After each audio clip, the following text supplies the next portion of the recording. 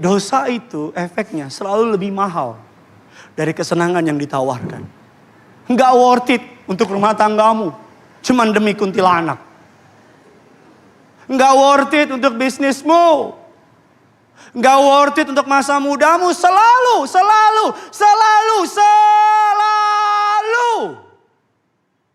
Harga yang kamu bayar jauh lebih mahal dari kesenangan yang ditawarkan.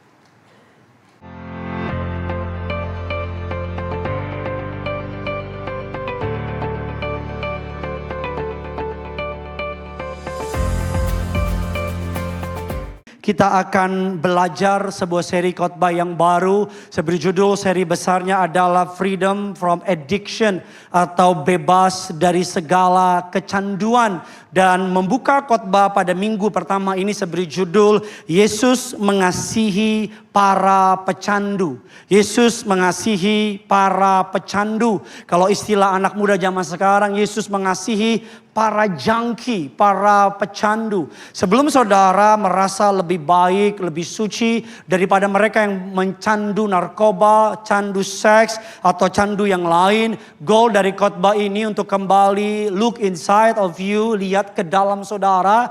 Karena pertanyaan besar, pembukaan dari pertanyaan khotbah ini adalah apa yang menguasai hidupmu hari-hari ini. Apa yang menguasai hidupmu hari-hari ini. Dapat dilihat dari kemana waktumu banyak digunakan. Dapat dilihat kemana pemikiranmu banyak digunakan. Kalau kamu lagi berbicara, apa yang kamu bincangkan belakangan ini. Dan kemana resourcemu kau arahkan. Karena seringkali kita bilang kita mau ke utara, tapi langkah kita ke timur. Kita bilang kita cinta Yesus, tapi perbuatan kita cinta yang lain. Hari ini ada banyak dapat insight dari jemaat yang mengatakan, Pak Pendeta, walaupun saya melayani, tapi sesungguhnya saya terikat. Pak Pendeta, saya seorang suami, tapi saya memiliki kecanduan terhadap pornografi. Ada orang yang DM saya bilang gini, Pak Pendeta, saya sudah menikah, tapi setiap malam kalau istri saya tidur, saya masih melakukan nonton pornografi, melakukan masturbasi tanpa istri saya tahu. Goal dari khotbah ini untuk mengajar jemaat Tuhan di tempat ini, karena Tuhan mau kita bebas. Saya ulang sekali lagi, karena Tuhan mau kita bebas. Karena Tuhan mau kita bebas. Amin. Karena Tuhan mau kita bebas. Kitab Markus 5 ayat pertama sampai dengan ayatnya yang ke-10. Jangan merasa terintimidasi, jangan merasa tidak layak, karena khotbah ini bukan peluru nyasar alias menyasar seseorang. Selama saya jadi pendeta, tidak pernah saya menyiapkan khotbah dengan tujuan menyerang seseorang. Karena saya percaya firman Tuhan itu tidak boleh dipakai untuk hantam orang, tapi firman Allah dipakai untuk menerangi langkah orang. Mari kita lihat Markus 5, 1-10. Kita baca bersaut-sautan. Bilang kiri kanan saudara, semoga khotbah ini memberkati kamu. Saya baca ayat yang pertama, lalu sampailah mereka di seberang danau di daerah orang Gerasa. Ayat yang kedua saudara.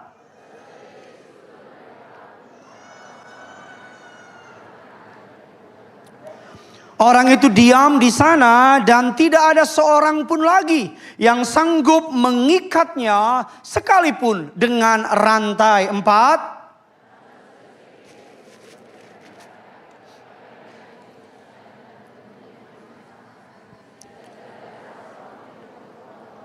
Alkitab menyebutkan sampai 3 kali di perikop ini tidak ada seorang pun yang sanggup mengikatnya. Ayatnya yang kelima, siang malam ia berkeliaran di perkuburan, di bukit-bukit sambil berteriak-teriak dan memukuli dirinya dengan batu. Ayat yang ke-6.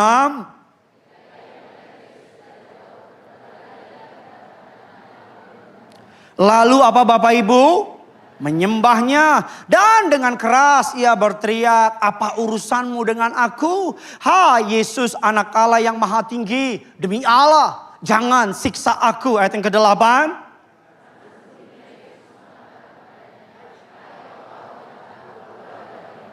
Alkitab mengatakan tidak ada seorang pun yang dapat mengikat dia, tapi one word from Jesus melepaskan dia. Satu kalimat dari Yesus mengubahkan kehidupannya. Kemudian dia bertanya kepada orang itu, siapa namamu? Jawabnya, namaku Legion karena kami banyak. Ayat yang ke-10 kita baca sama-sama.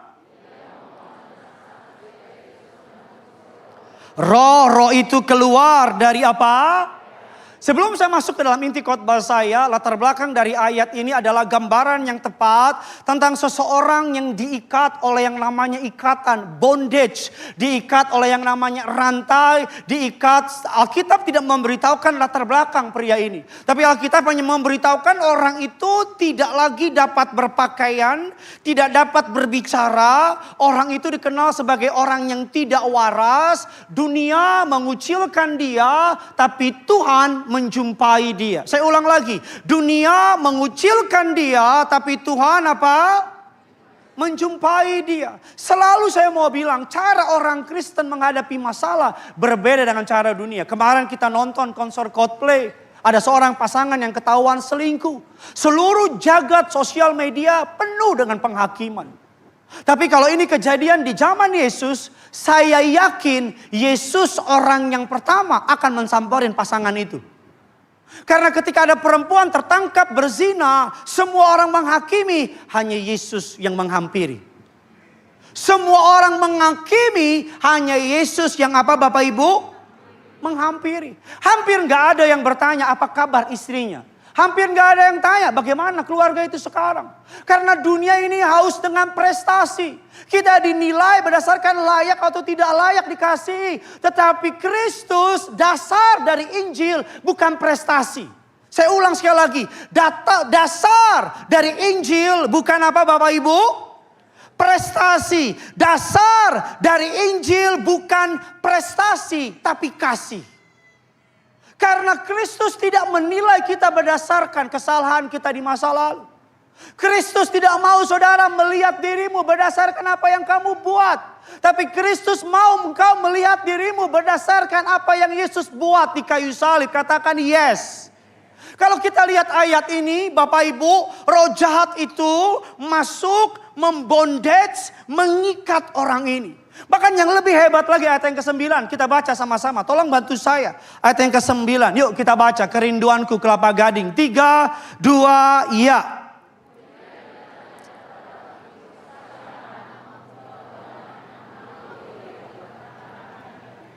Pria itu telah kehilangan namanya sendiri. Identitasnya telah diganti oleh identitas perbudakannya. Yesus nanya sama dia dalam bahasa aslinya mengatakan demikian. Ise guarmu. Siapa namamu kata Yesus. Tetapi yang menjawab bukan orang itu. Tapi yang menjawab adalah yang menguasai orang itu. Saya ulang lagi. Saking dia diikat oleh roh itu. Ketika Yesus bertanya siapa namamu. Joko, Tono, Dodi dan seterusnya. Tetapi justru yang menjawab adalah roh jahat yang menaklukkan dia. Aku Legion. Legion artinya banyak. Legion dipakai oleh tentara Romawi 3.000 sampai 6.000. Apa maksudnya? Selalu ikatan orang yang terikat oleh dosa seks, oleh dosa yang namanya ikatan kecanduan game, kecanduan narkoba, itu tidak pernah berdiri sendirian.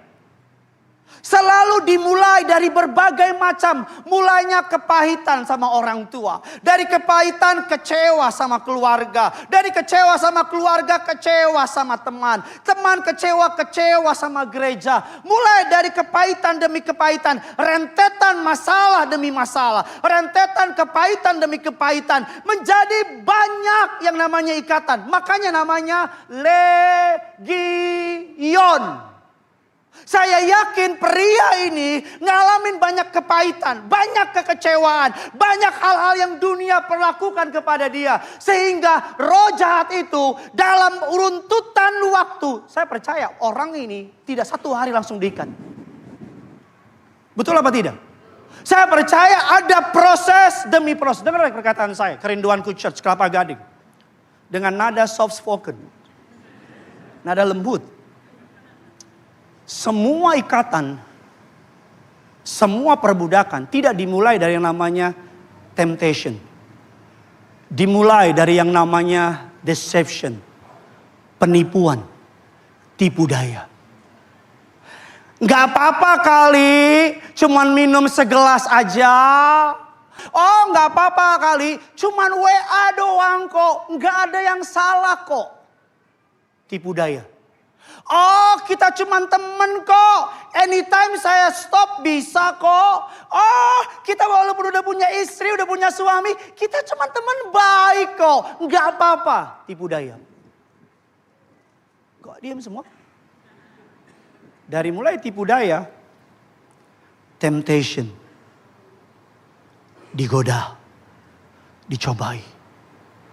Dari temptation muncul yang namanya sin. Jatuh dalam dosa. Iblis selalu begitu. Sebelum jatuh, dosanya dikecilin. Betul? Semua laki-laki juga biasa kok pulang kantor ke karaoke plus-plus. Yang penting kan istri gak tahu. Fine lah. Gak apa-apa lah kepijit plus-plus. Gak dosa kok. Gak apa-apa kok naik klub. Kan bisa jaga diri. Gila. Hebat lah. Mulai dari jatuh dalam dosa. Karena gak ada yang tahu. Jadi habitual. Jadi kebiasaan. Dari habitual. Jadi bondage. Ikatan. Sayangnya bukan ikatan cinta. Ini saudara diam semua terikat atau gimana saudara? Deception. Ditipu. Gak apa-apa kali. Orang cuma pulang kantor bareng. Alah, gak usah terlalu kaku lah. Gak apa-apa lah. Cuman like cewek-cewek seksi di sosial media. Kan yang penting gak zina. Kan cuma lihat doang. Penipuan.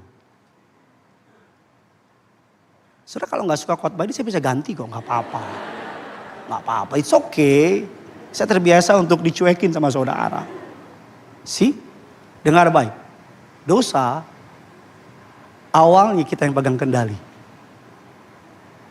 Tapi lama-kelamaan. Kamu yang dikendalikan. Halo? Gak apa-apa lah WA doang. Masih pegang kendali. Gak apa-apa cuman ngopi berdua kok. Kamu masih pegang kendali. Tapi ketika udah mulai tidur bareng. Selingkuhan mulai WA. Kalau lo gak transfer. Gue laporin ke laki lo. Gue laporin ke bini lo. Awalnya kamu yang pegang kendali. Tapi endingnya selalu sama.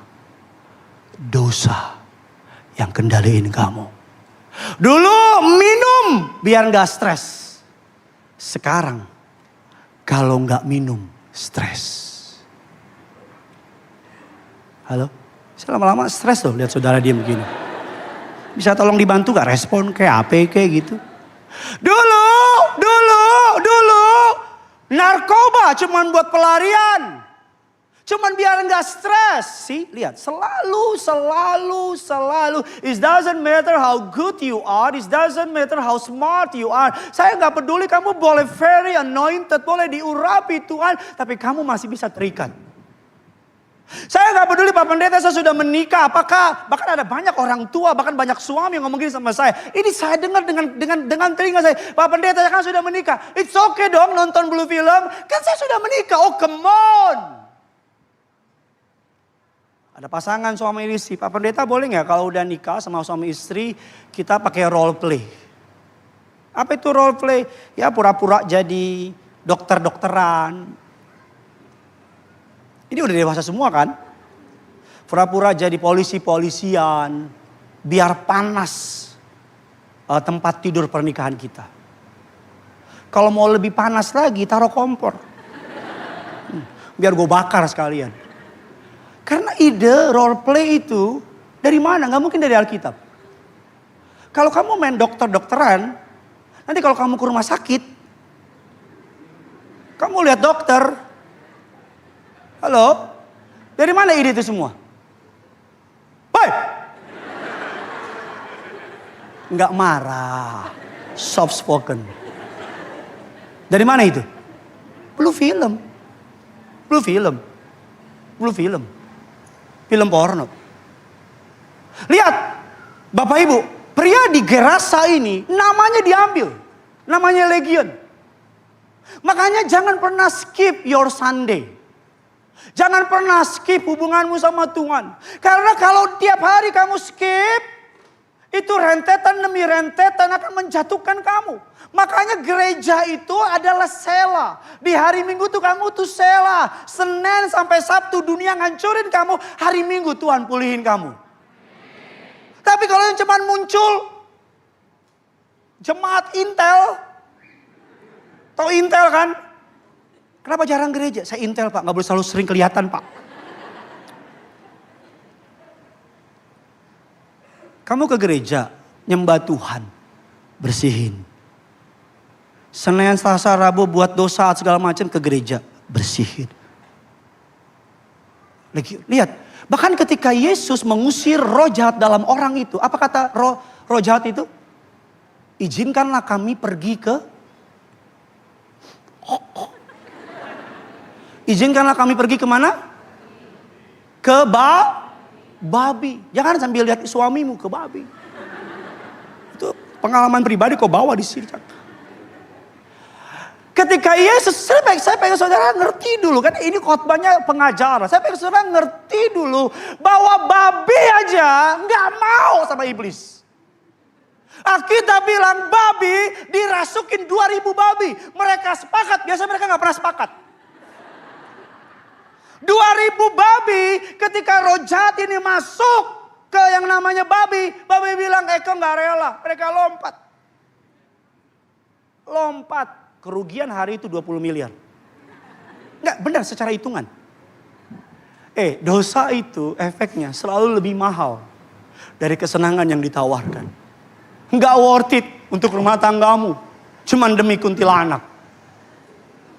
Enggak worth it untuk bisnismu. Enggak worth it untuk masa mudamu. Selalu.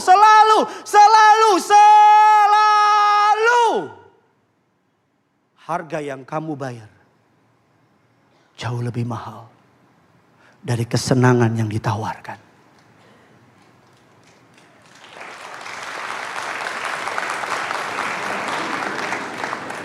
Memang kalau khotbah awal bulan beda vibes-nya memang.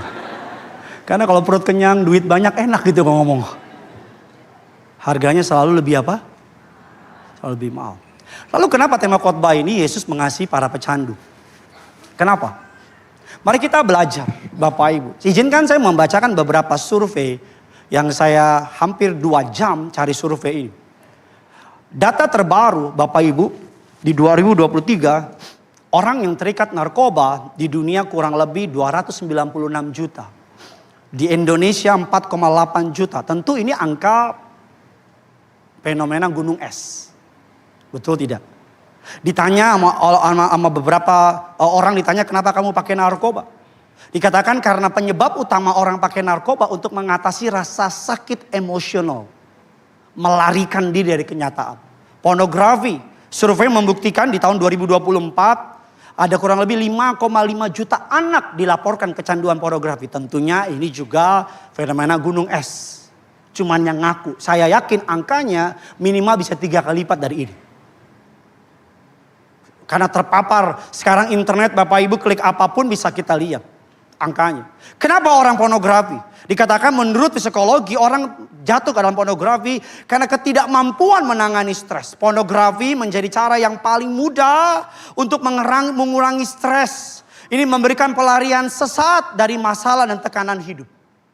Tapi efeknya orang yang sering nonton pornografi kesulitan mengelola emosi negatif.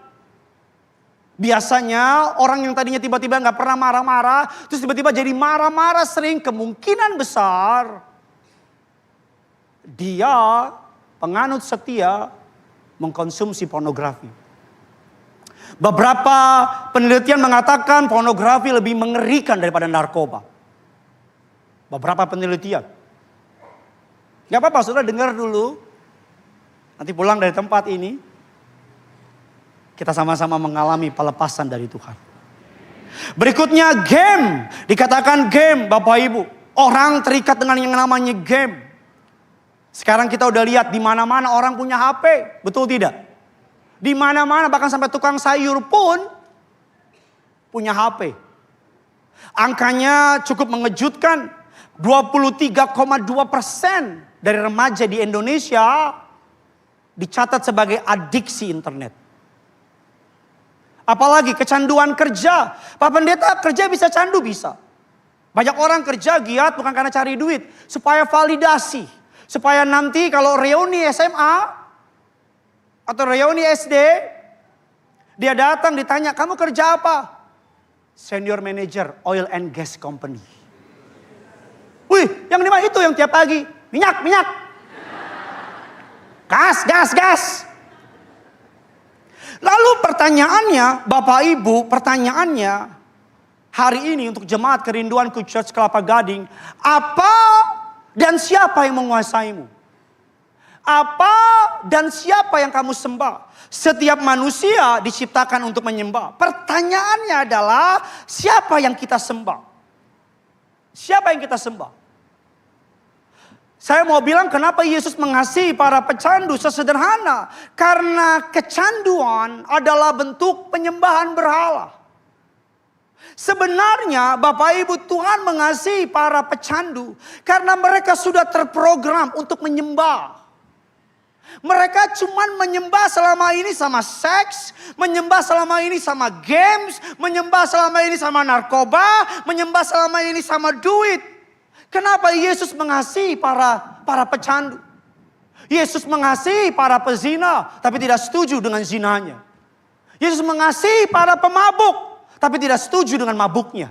Yesus mengasihi para pendosa, tapi tidak setuju dengan dosanya. Karena Yesus tahu dosa akan merusak yang dikasihi Yesus.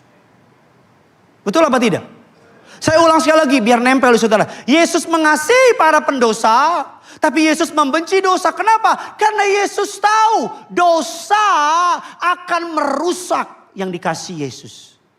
Katakan amin lebih dahulu.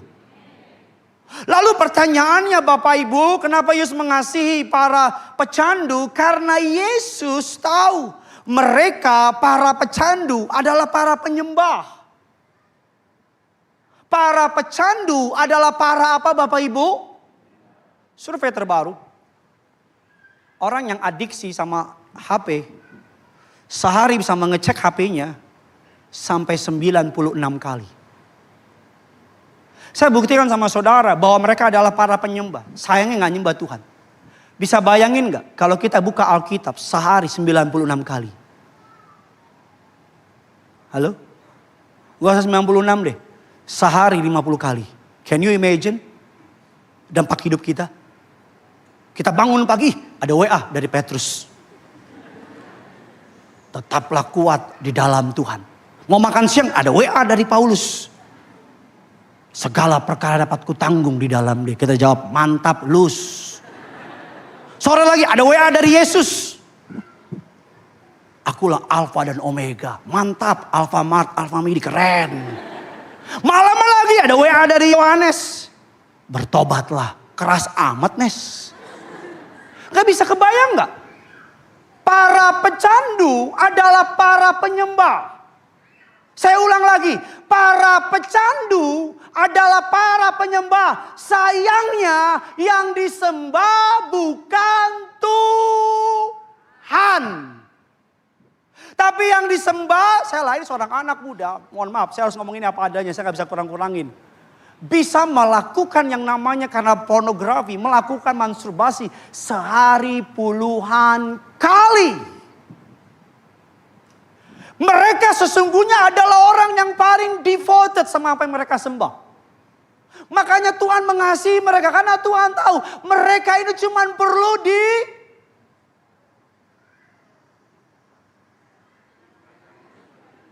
Terus, belok kiri, belok. Cuman perlu di apa Bapak Ibu? Diarahkan. Berapa waktu yang lalu, Saya diingatkan oleh Tuhan. Saya ini penggemar sepak bola. Dan percaya kalau saudara tahu klub sepak bola saya, saudara akan tahu saya orang yang setia. Saya dukung klub bola yang jarang menang, sering kalah. Kalau lagi lihat Mercato atau bursa transfer, klub saya pasti nggak pernah beli, minjem. Nama klub kesukaan saya AS Roma. Bagi saya itu klub paling alkitabiah. Karena nggak ada kitab Juve, kitab Barca nggak ada. Tapi kita buka Roma 1 ada. Jadi kalau saudara pendukung Yesus, saudara harus dukung Roma. Jangan dukung setan merah, dosa itu. Setan kok didukung. Sama-sama ikut dalam nama Yesus. Hari ini saya dukung Roma. Saudara pengen daftar, ada form pendaftaran di depan. Enggak, biar kita menderita bareng-bareng. Satu hari sepak bola itu minggu dini hari 02.45. Saya udah tahu nonton pun kalah, nggak nonton kalah, nonton kalah. Tapi karena saya die hard Roma, saya tonton. Alhasil karena nonton jam 2.45, nggak tidur. Jam 7 khotbah. Bisa lihat, bisa nangkep saya mau lari kemana? Karena bola lah. Apa yang dipercayakan Tuhan sama saya, gini, bolanya nggak salah. Kita buka ayatnya dulu, biar saudara bisa mengerti. 1 Korintus 6 ayat yang ke-12. Ini kata Rasul Paulus. Yuk kita baca sama-sama. 1 Korintus 6 ayat yang ke-12. 3, 2, 1, ya.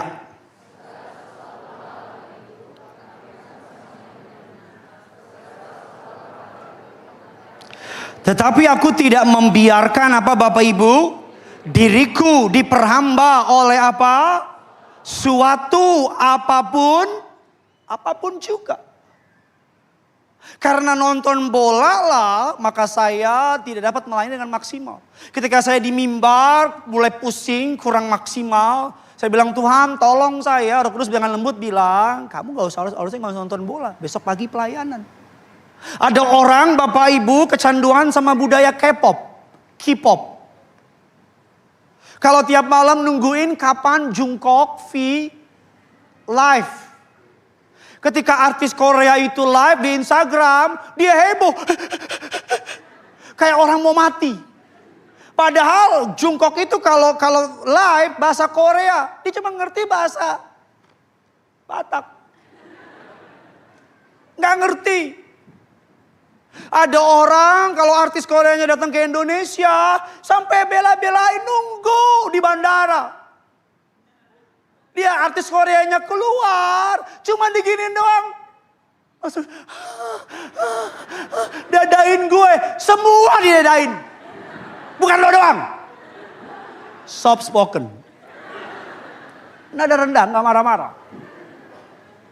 Saya ingat banget, saya pernah ke sebuah mall, ada artis Korea yang naik di tengah atrium itu. Dia cuma gini doang nih. Sarang yuk, satu mall.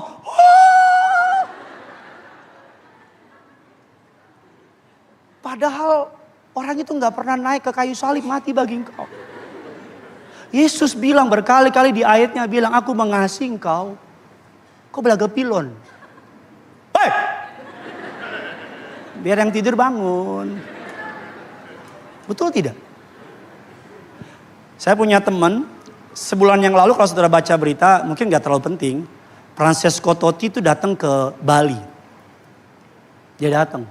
Di grup sepak bola, itu ada di fanpage Indo AS Roma. Saya anggotanya. Tenang, saya pakai nama palsu. Dibilang Totti datang. Gak ketahuan jam penerbangannya. Itu ratusan orang di Bali. Ada yang dari Banyuwangi, dari mana terbang ke Bali. Dari subuh. Nungguin.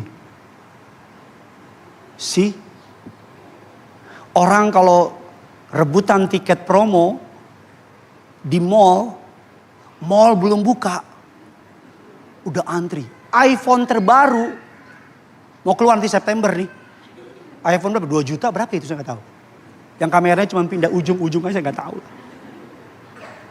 Orang rela subuh-subuh. Kemarin waktu lalu saya diajak mancing. Teman saya gila banget mancing. Bro mancing yuk, ayo mancing-mancing. Jam berapa? Pagi-pagi bro. Oke pagi-pagi. Di otak saya pagi-pagi jam 5. Kita mancing di Pulau Seribu. Oke. Jam berapa kita kumpul? Jam 2 ya bro. Saya bilang lu mancing keributan apa mancing apa? Saya bilang nih. Kok jam 2 ya bro? Kita dari situ ke Pulau Seribu bro 1 jam. Nanti sampai di Pulau Seribu ada spot mancing. Jam 4 itu lagi hangat air laut. Ikan pada kumpul, bodo amat. Mendingan gue menghangatkan diri gue dengan selimut. Rela loh orang mancing. Nih taruh nih, saya pernah lihat mancing begini. Panas-panasan. Berjam-jam diem. Ada gerak dikit. Diem. Kamu baru ibadah dikit. Ibadah jam 11:45 Gideon belum muncul. Aku bilang, mana nih Gideon, lama banget Gideon nih. Ini dia nih telat-telat mulu Gideon nih. See? Semua para pecandu adalah para penyembah. Di sini atas anugerah Allah ada abang saya. Abang saya itu 20 tahun lebih narkoba. 20 tahun lebih narkoba. Dia kalau dulu bukan sekarang dulu. Aman ya bang? Dulu kalau narkoba, kalau di rumah Bapak Ibu, suka terjadi peristiwa Alkitabiah. Pengangkatan sebelum waktunya. Loh, orang kan kalau narkoba kan mohon maaf. Dulu. Orang tuh kalau narkoba suka ngambil barang. Abang saya dulu kalau ke toilet, bisa dia masuk, kita masih SD, keluar udah S2. Dia kalau keluar ke toilet tuh abang saya begini. Bisa kebayang gak kalau semua uang yang dulu dipakai. Mama saya pernah bilang gini. Gila itu uang kalau dia dulu narkoba dibeliin rumah. Dapat 2 kali rumah. See? Semua pecandu adalah para penyembah. Cuman sayangnya salah menyembah. Lalu pertanyaan $1 juta. Bagaimana? Mari kita lihat dulu Roma 7 ayat yang ke-21. Sambil saya undang pemain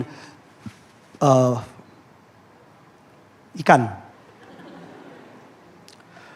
Roma 7 ayat yang ke-21. Yuk kita baca. Pemain keyboard bisa bantu saya. Yuk kita baca sama-sama. Roma 7. Sudah diberkati amin. Yuk kita baca. 3, 2, ya. Jika aku menghendaki berbuat yang baik, maka yang apa? Yang jahat itu ada. Pernah gak saudara berpikir di gereja nangis-nangis, bertobat, sampai di rumah jatuh lagi? Pernah gak saudara berpikir pengen ikut Tuhan, sabar. Di gereja ngerasa udah cukup sabar. Keluar parkiran, kesabaran mesti tipis tisu. Ngamuk lagi. Karena genaplah hukum ini, jika aku ingin berbuat yang baik kata Paulus. Tapi yang jahat itu ada padaku.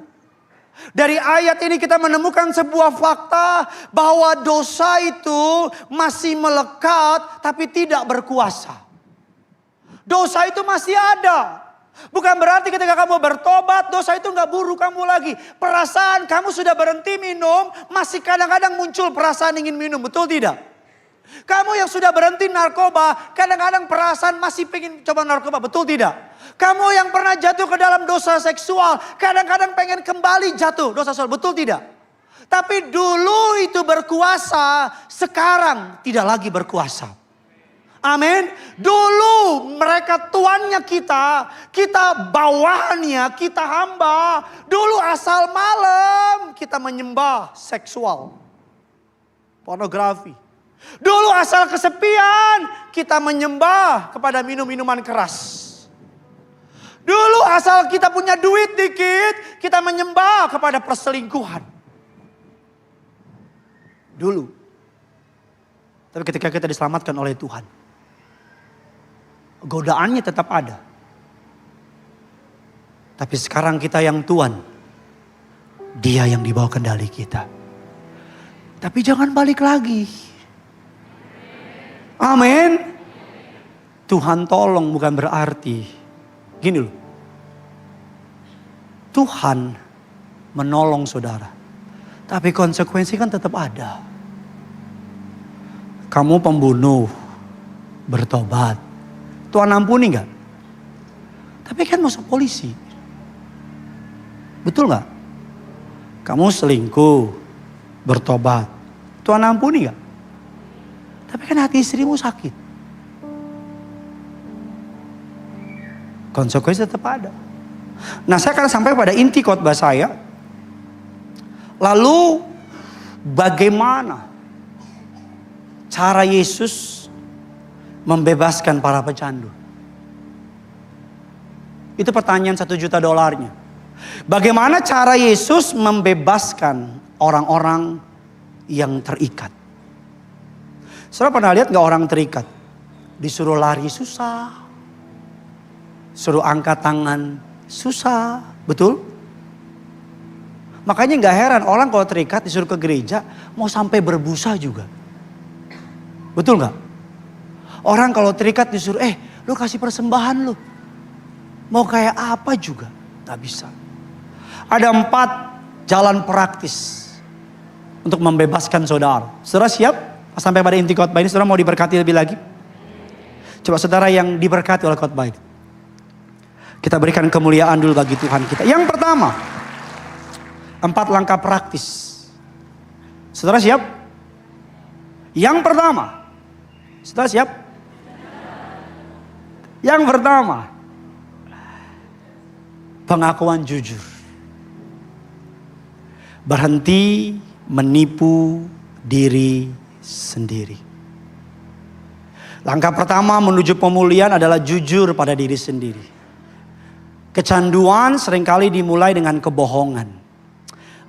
Gak big deal lah, biasa lah, gak apa-apa lah. Saya bisa stop kok anytime saya mau. Cuman sebatang, gak apa-apa lah, kapanpun juga bisa stop. Cuman segelas, gak apa-apa lah. Saya cuman pengen ya reuni. Cuman pengen aja. Sekali lagi. Gak apa-apa lah. Ya gak apa-apa lah ketemu sama mantan. Orang cuman jaga tali silaturahmi. Saya pendeta yang percaya cowok sama cewek kalau udah nikah harus jaga jarak. Kecuali cowok itu gak punya muka dan kok gak punya muka. Bilang kiri kanan saudara, jaga jarak bos. Kok gak ada yang ngomong bilang jaga jarak bos. Ayo bilang pendeta yang suruh, jaga jarak bos. Amin. Kalau teman kantormu satu arah pulang, rumahmu di Bekasi, kantormu sama-sama Bekasi, udah mending kasih duit. Nih naik Grab. Ya dong, kalau mau fair ajak semua yang ke Bekasi bareng sama kau. Jadi kalau di kantor yang Bekasi. Ayo satu mobil, ayo mobil. Iya. Ya kak, kita kan masih muda kak. Ciuman aja sih ciuman. Nggak ngapa-ngapain, tenang kok. Kan kita kerinduan kucec. Kita kan bisa jaga diri kak. Ciuman peluk, kita tahulah batasannya. Oh come on, kamu tuh manusia Bambang. Kamu tuh manusia, bilang kiri kanan saudara. Masih manusia bos. Amin. Dimulai dengan penipuan, mikir kita bisa handle kok. Nggak mungkin, saya jatuh sama dia. Semua gitu awalnya. Semua. Betul tidak? Contoh, kita nonton Blue Film. Mulainya apa? Cuma nonton kok. Nggak ngapa-ngapain. Cuma lihat. Mulai dari apa? Klik cewek-cewek seksi. Enggak kok. Kan nggak ngapa-ngapain. Kan nggak jinas. Set mulai. Tanpa kamu sadar. Iblis mulai bangun kota benteng di hati aku. Benteng pertahanan iblis mulai kuat di sini. Iblis nggak ngincar hari itu. Seperti tanaman yang dengan setia disirami tiap hari. Makanya kalau kamu mulai kayak begitu, seminggu, 2 minggu, 3 minggu, otak itu nginget. Otak itu kayak hutan Bapak Ibu. Tadinya nggak ada jalan, tapi kalau sering dilewatin, Jadi ada jalan. Yang ngerti bilang amin dulu. Kalau kamu nonton blue film, terus otak itu bikin jalur khusus. Itu jadi jalur. Yang tadinya nggak ada, jadi jalur tuh di otak itu. Jadi ketika nanti kamu lihat cewek, otak udah merespon ke jalur itu. Jadi lihat cewek mau pakai baju sesopan apapun, langsung kayak, oh. Jujur, biasanya kecanduan dimulai dengan penipuan. Gak apa-apalah, sekali-sekali. Lagi di hotel, ini pengalaman jemaat. Cuman panggil tukang pijit kok, gak ngapa-ngapain kok. Nonton, udah. Ini terlalu hening gereja ini hari ini saudara. Setelah pengakuan jujur, berhenti menipu diri sendiri. Yang kedua adalah menyingkapkan rahasia. Rahasia membawa belenggu. Apa yang kamu sembunyikan akan makin kuat, makin kuat, makin kuat, makin kuat, makin kuat. Karena belenggu, kecanduan hidup dan berkembang dalam kegelapan dan kerahasiaan. Kecanduanmu akan makin kuat, semakin kamu sembunyiin, di dalam gelap, dia bertumbuh. Bertumbuh. Kamu punya kecanduan sama narkoba, atau sama minuman keras, atau sama pornografi. Di dalam gelap, kamu gak bisa sendiri. Gak apa-apa, Pak Pendeta saya udah ngaku sama Tuhan. No, kamu perlu bawa itu keluar. Karena pada prinsipnya, apa yang kita sembunyikan, Tuhan tidak bisa lindungi. Apa yang kita ungkapkan Tuhan akan lindungi. Udahlah, masa bodoh mana nama baiklah. Yang penting bertobat dulu. Amin. Udahlah, masa bodoh. Tapi kalau udah. Yang penting kamu bertobat dulu aja, udahlah. Kalau kamu sembunyikan, kamu cuman potong buahnya. Akarnya tetap ada. Betul tidak? Kamu cuman potong, ibaratnya kerja bakti. Hari ini gak ada. Masalahnya itu bukan HP yang bikin kamu jatuh dalam dosa. Bukan. Semua orang punya HP kok. Tapi yang perlu dicek, kenapa sih kamu kalau pegang HP, ujung-ujungnya pornografi. Itu yang perlu dicek. Jangan kau buang HP-mu. Kalau baru saya tangkap. Isunya bukan perempuan, selalu dosa sebelum keluar rusak di dalam. Sebelum dosa jadi perbuatan, dirami di pikiran. Sebelum ada di pikiran, dimulai dari penipuan. Hidup ini kan perang narasi. Hidup ini perang apa Bapak Ibu? Narasi. Setiap hari iblis menabur narasi. Keluargamu gak akan bahagia. Itu benjolan di tubuhmu kanker. Ekonomimu gak akan maju. Suamimu gak sayang sama kamu. Narasi tiap hari dicocokin di otak kita. Makanya kamu merenungkan firman Tuhan siang dan malam adalah sebuah benteng pertahanan.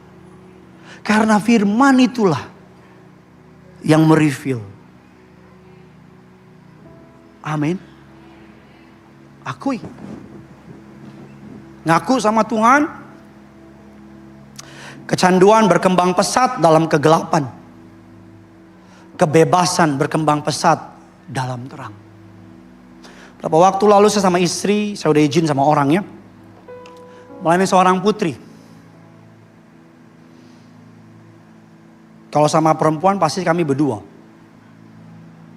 Sampailah pada kesimpulan dia seorang, mohon maaf, penyuka sesama jenis. No hate, love only.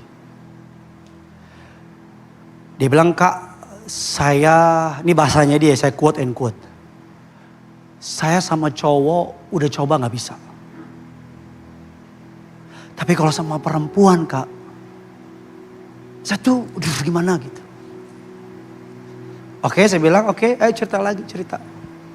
Saya nggak tanya dia udah buat apa. Pertama ketebak, kedua nggak penting. Yang saya tanya sama dia adalah gimana mulainya? Kapan ini terjadi? Dia mau cerita, waktu kecil papa saya begini. Oke. Terus kakak saya laki-laki begini. Oh. Terus di sekolah ada teman sekolah saya abuse saya. Oh gitu. Oh. Saya mulai ngerti. Oh. Saya minta dia bukan minta ampun sama LGBT-nya.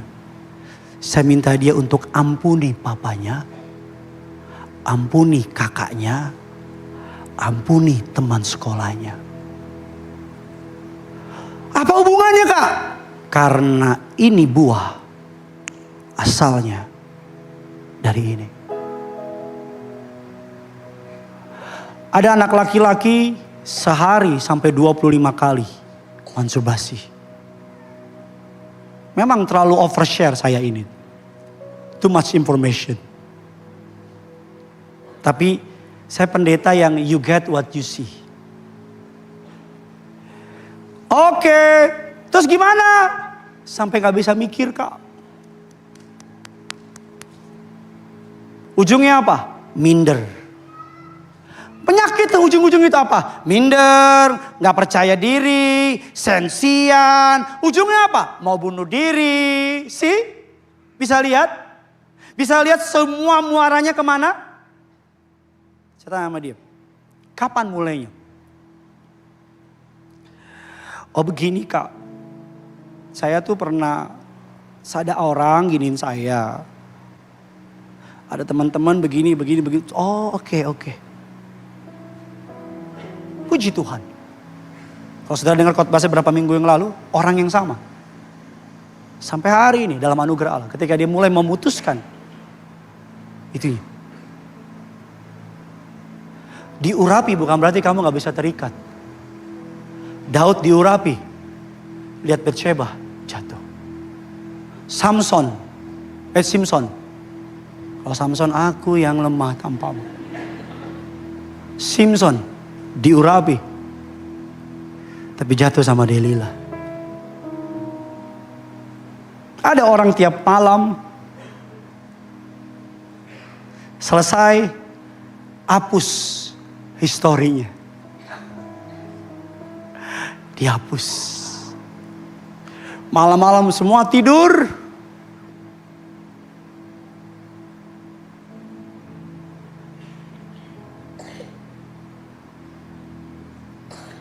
Jatuh. Mana mungkin doa habis jatuh. Udahlah. Terus. Ketemu cewek yang baik karena otaknya udah corok. Maunya begitu. Yang perlu dihapus tuh bukan browsernya. Tapi ininya.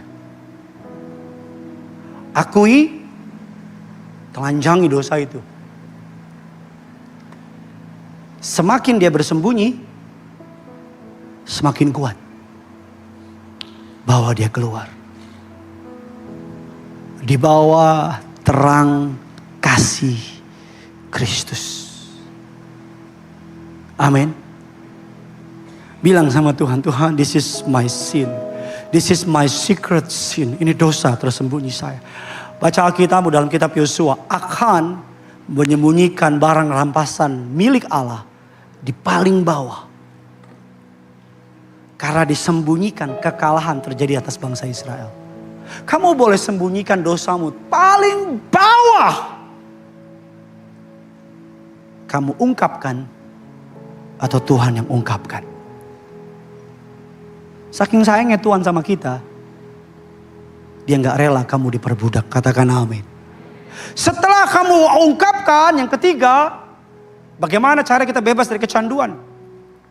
Bergabung dalam komunitas. Komunitas, gak bisa enggak. Tolong tampilkan teman seperjalanan. Pemulihan butuh dukungan, bukan penghakiman. Foto aja dulu. Yuk. Masalah daftar urusan nantilah. Gak apa-apa, foto dulu aja. Kamu keras kepala, Tuhan lebih keras kepala dari kamu. Amin. Kamu keras kepala, gak mau daftar. Udah foto aja dulu. Nanti kan Roh Kudus kan kejar kamu kan, lagi tidur, daftar.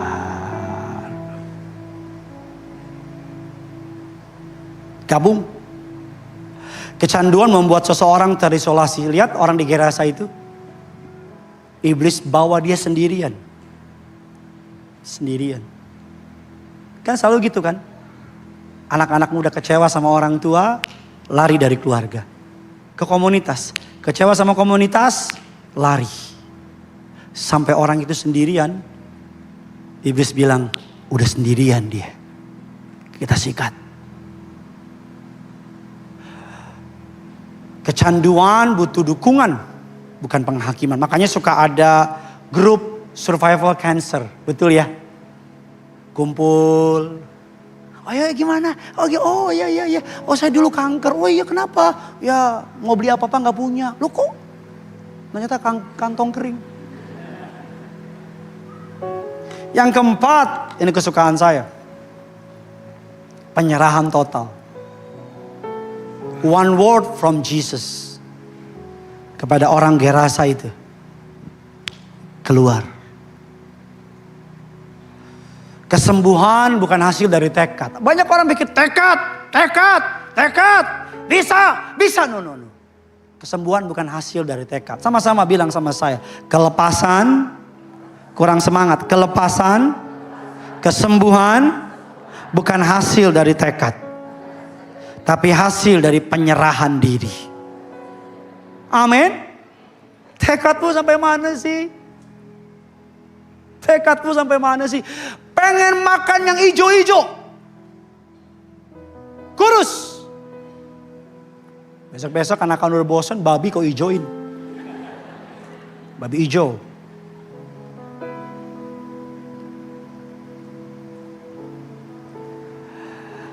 Mau berapa lama lagi hidup dalam gelap? Sembunyi. Terintimidasi, terisolasi. Hancur. Tiap kali nyembah, iblis bisikin. Stok di HP-mu itu masih ada. Saya gak menghakimi saudara. Tapi kalau hari saudara mau sembuh, ngomong sama orang yang kau percaya, pendetamu. Pak pendeta saya mau ngomong sama pendeta, udah DM saya.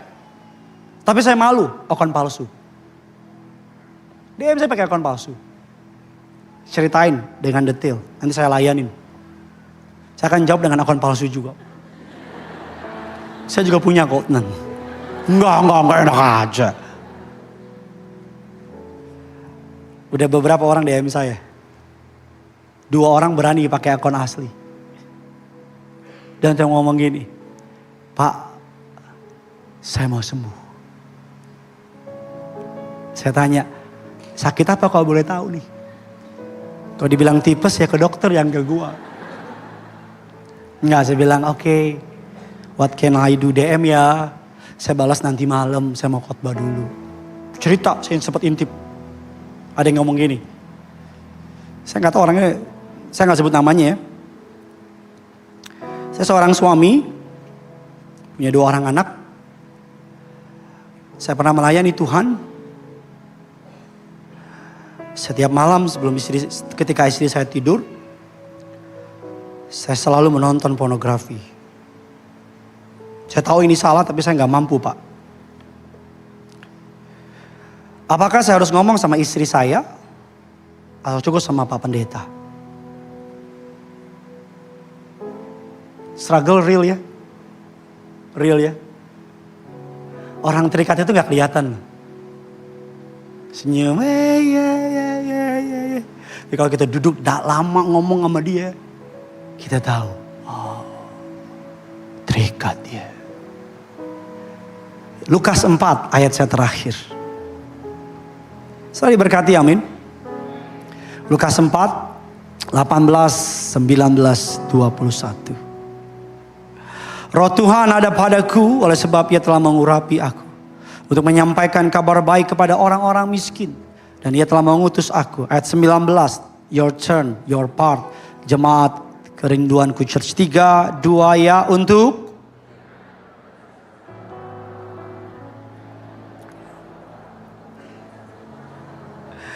lebih keras lagi di awal bulan untuk memberitakan tahun rahmat Tuhan telah apa? Saudara percaya tahun rahmat Tuhan sudah datang? Saudara percaya tugas Yesus membebaskan orang-orang tawanan? Ayat yang ke-21 ini bagian kita baca sama-sama. 3, 2, iya. Lalu ia katanya kita baca pada hari ini genaplah sewaktu kamu apa? Sekali lagi pada hari ini apa? Sewaktu kamu apa? Bilang kiri kanan saudara, genap di kita. One word from Jesus. Orang terikat puluhan tahun. Pergi. One word from Jesus dari mimbar yang kudus ini. Sanggup membebaskan saudara. Bodoh amat sama nama baik lah. Udah bodoh amat lah. Bodoh amat lah. Come clean. Jujur aja udah. Maaf ya. Nih. Saya mau bertobat. Capek pakai topeng. Capek sembunyi-sembunyi. Tolong saya. Selesai. Selamat hari Minggu. Yang punya surga. Praise the Lord.